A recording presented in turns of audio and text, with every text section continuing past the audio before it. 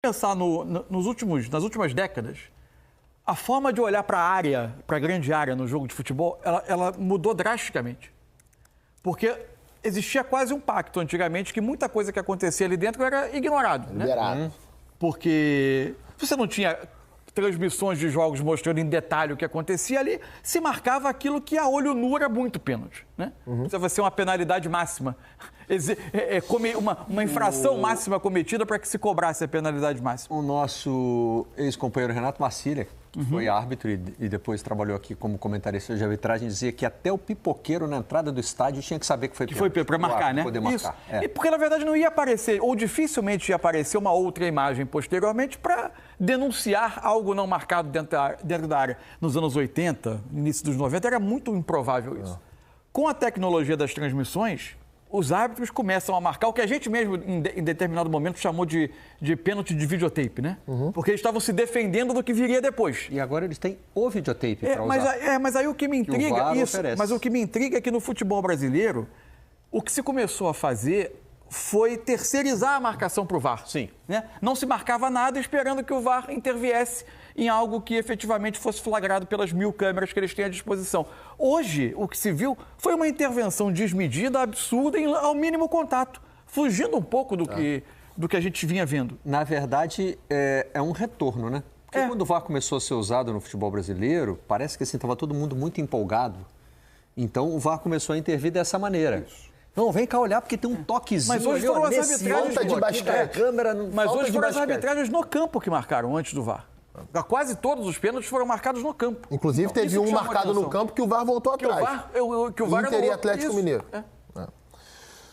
Assim... E o do Fluminense Vitória, né? O primeiro pênalti. Verdade. O primeiro pênalti. Verdade. Não pênalti, mas foi marcado no campo e revisto no VAR. Boa noite, Coutinho. Boa noite, Barreto. Boa noite, Mansur. Galera de casa. Bom, a gente vai falar bastante sobre esses pênaltis aí. Já vou antecipar dizendo que não achei que quase nenhum foi. Que eu acho que juntos, né? Falta no futebol, falta no futebol, não é outro tipo de esporte que o mínimo contato é marcado falta, mas enfim. Só para a gente tentar pegar um destaque de campo e bola inicial, é legal citar que o Botafogo chegou a 64 pontos hoje com a vitória sobre o Bragantino, né? Abrindo 3 pontos novamente para o Palmeiras na liderança do campeonato. E no campeonato passado, o Botafogo, em 38 rodadas, fez 64 pontos. Então, com 7 rodadas a menos, o Botafogo conseguiu já essa pontuação e uma vitória a mais. Então, dá uma dimensão do tamanho dessa campanha, e claro que a gente considerando a queda do Botafogo na reta final. E também, para mim, o outro grande time da rodada até o momento, né? A gente sabe que a rodada termina na segunda-feira, com 2 jogos ainda, mas o Internacional. O Inter perdeu um jogo dos últimos 17 que disputou, venceu 9, empatou com o Palmeiras na liderança do segundo turno hoje. Os dois fizeram 25 pontos no segundo turno. E na quarta-feira vai fazer o seu jogo atrasado contra o Flamengo, um duelo direto para entrar no G4 do Campeonato Brasileiro. E aí a gente vai ver como o Flamengo vai se preparar para esse jogo, se vai entrar com o time titular, se vai entrar com o time reserva, já que é um duelo direto. Se perder o jogo, o Inter passa o Flamengo e assume a 4ª posição. O Inter se manteve nessa condição, né? Isso. Passar o Flamengo na pontuação, se vencer o jogo que falta aí pela Copa Asterisco. Já posso chamar a nossa cabine? O pessoal já está pronto? O Odinei prometeu, então agora eu vou cobrar a promessa. Sejam bem-vindos, você, Ricardinho e Serginho, para falar desse São Paulo e Criciúma. Boa noite, Odinei. Boa noite, Barreto, Coutinho, Mansur. Não teve pênalti polêmico por aqui, mas teve lambança, principalmente do lado do São Paulo, no primeiro gol do jogo, no gol do Viseu. O Viseu marcou no Maracanã contra a equipe do Botafogo e hoje marca diante da equipe do São Paulo. O São Paulo fez um golaço com o Lisieiro, empate para o São Paulo, ganha um ponto fora de casa. Já para o Criciúma, que está ali bem pertinho da zona vermelha, esse empate não ficou tão legal não, né? Tudo bem, Ricardinho? Tudo bem, Serginho? Tudo bem, Dinei, Serginho, Barreto, Coutinho e Mansur, que estão lá na bancada. Eu acho que o jogo ele se resume a um primeiro tempo que o São Paulo não jogou bem, que os erros individuais fizeram a diferença, porque foi naquele lance da saída do Rafael que ele acabou espalmando a bola para o meio da área e depois o Arboleda acabou errando enfim, no seu gesto técnico, né? O Criciúma criou poucas oportunidades, até rondou um pouco mais ali a área do São Paulo, mas não foi um primeiro tempo que a gente pudesse, sabe, falar que, nossa, foi com grande emoção. Não, não foi. Aí é o gol do Criciúma, né? Num erro técnico do Arboleda, aliás, um erro considerável, porque ele acabou errando a bola, listou o chão sim, mas ele acabou errando a bola. Lógico que o primeiro gesto e o erro é do Rafael, da saída, que ele espalma para o meio da área, uma bola que está cruzada.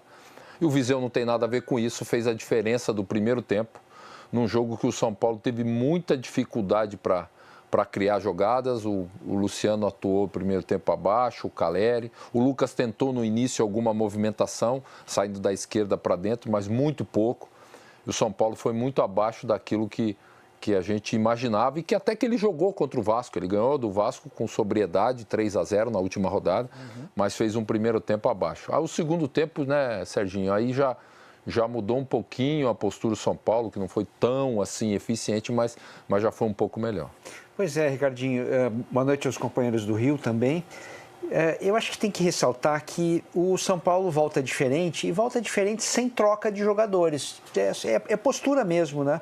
Eu chamei um pouco a atenção na transmissão da diferença do Luciano, né? Ao invés do Luciano ficar esperando a bola ali entre os zagueiros e os volantes, o Luciano estava buscando a bola e, quando perdia, ajudava na recomposição. E aí a gente viu um São Paulo recuperando mais bolas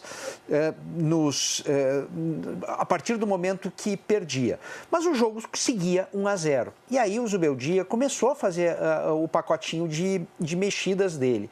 A primeira mexida, que é a entrada do Ferreirinha, é uma mexida que mexe com mais coisas, não é só o Ferreirinha, porque o Lucas tem que sair do lado esquerdo, e o Lucas fez um bom primeiro tempo saindo do lado esquerdo e indo para dentro, e ele vai para o lado direito. Aí o Lucas já não funciona mais do lado direito. Claro que tem a questão do cansaço, ele estava bem marcado, tinha o Trauco, tinha o Marcelo Hermes. Pelo lado direito as coisas não funcionaram, mas entrou muito bem o Ferreirinha. E o Ferreirinha, ele conseguiu algumas jogadas pessoais, mas enfim, não era ainda um domínio absoluto do São Paulo. E aí vem o segundo pacote de mexidas. E aí fica mais interessante, né? Porque talvez o mais improvável fosse o Liseiro marcar o gol de empate, né? Você coloca o Rato, né? O Rato, de repente, com uma bola parada, resolve. Não. O Rato resolveu com a bola andando. Foram 2 lançamentos muito importantes. A cabeçada que o Arboleda perde o gol e o lance do gol do Liseiro, que é uma jogada bem interessante também do Wellington Rato. Estamos aqui à disposição dos amigos. Barreto. Gostei da introdução do Dinei. Aqui não teve pênalti, né? Então esse é um dos raros jogos em que a gente não vai precisar da ajuda do PC Oliveira, de analisar isso. Agora, em termos de resultado na tabela, não foi bom para ninguém, né? Não permite ao São Paulo se aproximar, assim, da briga pelo G4, que ainda tem esse confronto entre Flamengo e Inter, né? Acho que o pior cenário possível para o São Paulo hoje é uma vitória do Flamengo, que aí a distância abre, né? Melhor é o empate. O melhor cenário é o empate. O melhor cenário, quando você está torcendo contra 2 que se enfrentam, sempre é o empate, porque aí todo mundo perdeu algum pontinho, né? Ele já jogou 31 vezes e Flamengo e Inter jogaram 30 só. E o Criciúma não conseguiu sair do bolo, né? Não, ele tinha ele indo a 39 pontos, ele não eliminava totalmente o risco, mas ele dava um passo gigantesco. Passaria o Grêmio. Passaria o Grêmio. Aí o Grêmio ficaria à frente do Grêmio. Eu acho assim, o jogo não teve pênalti polêmico, mas é engraçado isso, né? Se a gente olha as outras 7 partidas desse sábado, claro que não dá para ver todas ao mesmo tempo, mas a gente vai vendo principalmente e vai acompanhando os lances de outros jogos. Todas elas foram interessantes, né, de alguma forma. Talvez só esse São Paulo e Criciúma tenha ficado devendo um pouquinho na questão do nível. Os companheiros já falaram muito bem ali sobre o que foi a partida, né? As nuances de dentro do jogo. Mas certamente em nível técnico do jogo, esse jogo esteve abaixo dos outros ali, principalmente se a gente for falar de algumas partidas que aconteceram ali às 4h30 da tarde. Né? Então, acabou não tendo pênalti polêmico, mas o nível não foi tão alto assim, não. Mas acho que teve o gol mais bonito dos jogos, né? Compensou, né? E o mais feio também, viu? E o mais feio é o nosso também. Teve o gol bonito e com a história bonita também, né? Eram 3 anos já, Odinei, sem marcar, do Liseiro? Então, porque o Liseiro, claro, formado no São Paulo, né? Daí ele saiu, jogou no Inter, jogou no Curitiba, voltou e aí ele fez esse gol aí, gol que deu o empate ao time do São Paulo nessa reta decisiva do campeonato. 2 semanas depois do nascimento do filho. Legal. Né? Exatamente. Então fica aí fica essa marca bonita do gol do Lisieiro.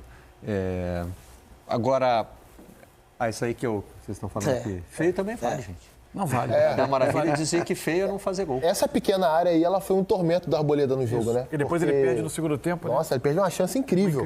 O jogo 1-0 ainda pro Criciúma.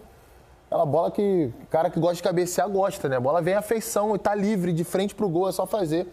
Ele perde e tem essa furada aí que é inexplicável, né? Ele arranca um tufo de grama ali e foi lá na raiz. Assim, Acho que foi excesso de vontade ali, não foi não? Ele chegou com tanta gana para dar um bico nessa bola que...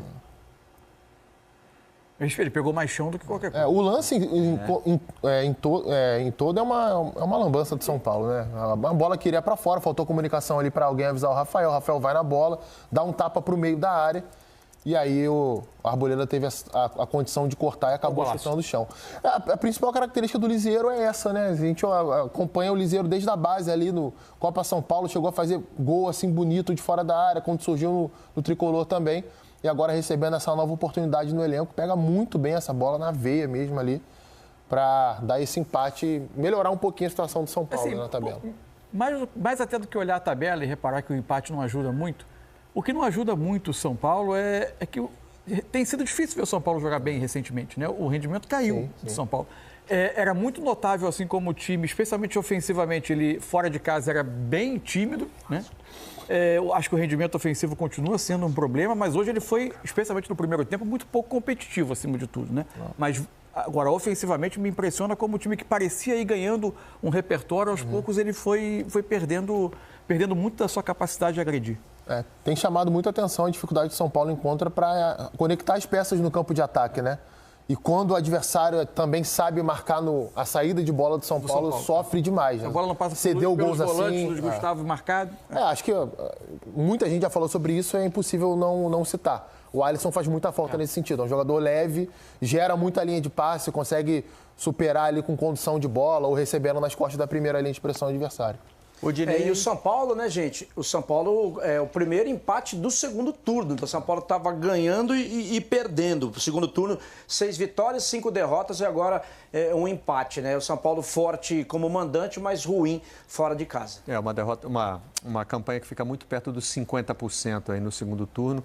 Não é suficiente para uma subida, né? Para chegar mais acima.